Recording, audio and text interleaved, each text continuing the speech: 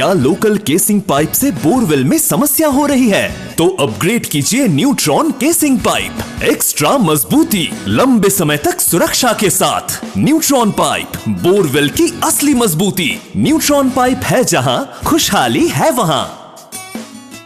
मध्य प्रदेश की राजनीति और खनन जगत से जुड़ा एक बड़ा मामला एक बार फिर सुर्खियों में आ गया है। विजय राघवगढ़ से भाजपा विधायक संजय पाठक की मुश्किलें अब और बढ़ती नजर आ रही हैं। लंबे समय से 443 करोड़ रुपए से अधिक की वसूली योग्य राशि जमा करने में कथित आनाकानी करने वाली उनके परिवार से जुड़ी फर्मों पर अब प्रशासन ने सख्त रुख अपना लिया है। जबलपुर कलेक्टर न्यायालय ने इस मामले में संबंधित फर्मों को अंतिम अवसर देते हुए समय समाप्ति यानी फाइनल नोटिस जारी किया है। बताया जा रहा है कि पहले भी इन फर्मों को नोटिस भेजे गए थे, लेकिन ना तो कोई संतोषजनक जवाब दिया गया और ना ही तय राशि जमा की गई। करीब 6 महीने पुराने इस प्रकरण में अब कलेक्टर न्यायालय की कार्यवाही ने मामले को फिर से गरमा दिया है और आने वाले दिनों में यह राजनीतिक रूप से भी बड़ा मुद्दा बन सकता है। इस पूरे मामले में कुल 3 फर्मों को नोटिस जारी किया गया। इनमें से 2 फर्में भाजपा विधायक संजय पाठक के परिवार से जुड़ी हुई बताई जा रही है, जिनमें निर्मला मिनरल्स और आनंद माइनिंग कॉरपोरेशन शामिल है। तीसरी फर्म पैसिफिक एक्सपोर्टर्स है, जिसके संचालक सुमित अग्रवाल बताए गए हैं। प्रशासनिक रिकॉर्ड के अनुसार इन फर्मों की खदानें जबलपुर जिले के सिहोरा क्षेत्र में संचालित होती रही हैं।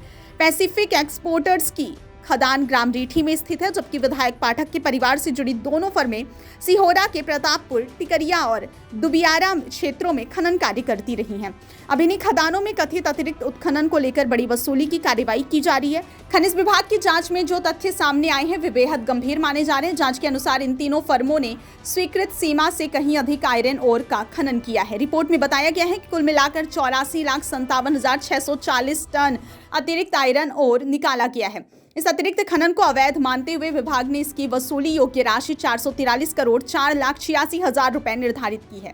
नियमों के मुताबिक किसी भी खदान में खनिज उत्खनन के लिए पर्यावरणीय स्वीकृति यानी सिया की अनुमति लेना अनिवार्य होता है और बिजली मात्रा की स्वीकृति दी जाती है।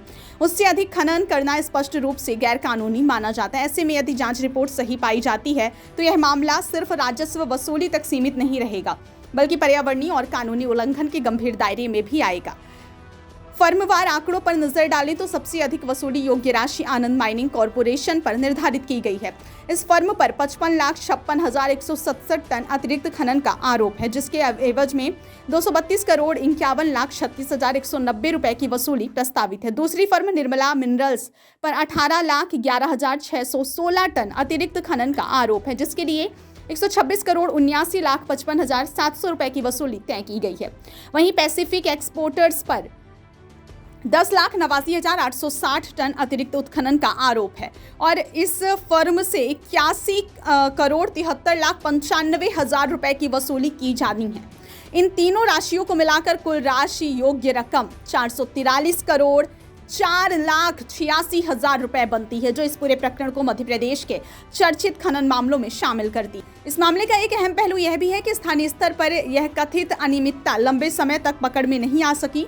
बताया जा रहा है कि शिकायत मिलने के बाद राज्य स्तरीय जांच समिति गठित की गई, जिसने 8 खदानों की विस्तृत जांच की। इस जांच में वर्ष 2004 से 2017 तक के उत्पादन रिकॉर्ड, खनन योजनाएं, पर्यावरणीय अनापत्ति प्रमाण पत्र, मध्य प्रदेश प्रदूषण नियंत्रण बोर्ड की अनुमति और अन्य महत्वपूर्ण दस्तावेजों की समीक्षा की गई। राज्य स्तरीय समिति की जांच में यह पाया गया कि संबंधित फर्मों ने स्वीकृत सीमा से अधिक खनन किया है।